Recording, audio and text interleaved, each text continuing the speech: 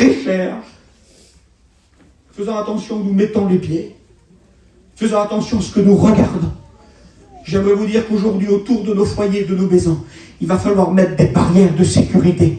Et ces barrières, il faut qu'ils soient animés de l'esprit pour protéger nos ministères, pour protéger nos campagnes. Il va falloir réapprendre à vivre. Il y a du dérèglement parmi nous. J'aimerais le dire ce matin parce que Dieu me demande de le dire. Il y a trop de copinage. On ne sait plus qui est l'autre. Tout le monde mange ensemble, tout le monde se lève à la même heure, tout le monde se couche à la même heure. L'autre, il déjeune vers l'autre. C'est pas ça la vie. J'aimerais vous dire ce matin un mot de Dieu. Chacun chez soi. Et la véritable communion que Dieu veut, c'est ici à l'église. Dans la réunion, soyons unis. Mais dehors, mettons des limites, mettons des barrières. Voyez pas ce que le diable est en train de faire parmi nous. On ne l'aurait jamais soupçonné de toucher dans les hauteurs, mais il est culotté, le diable. Et il touche dans les hauteurs. Pourquoi? Parce qu'il faut revenir à des bases, à un enseignement que nos anciens nous ont donné. Discussion, notre amitié qui est parfois trop mêlée. Et David, dans sa promenade, il va prendre des risques. Quel est le message? Avec des pensées, avec des regards, avec de la séduction.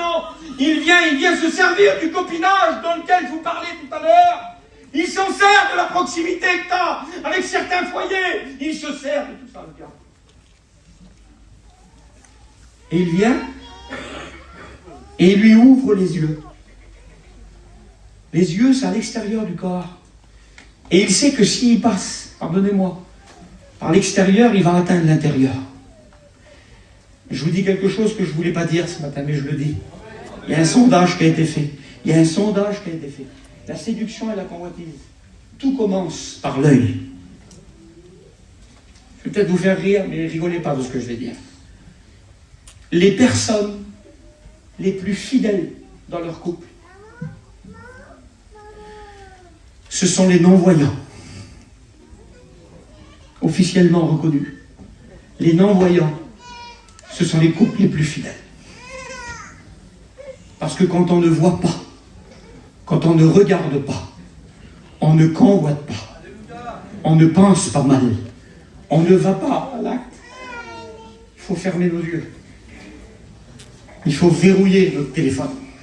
Il faut faire des choses aujourd'hui. Il y a trop de dégâts qui se passent.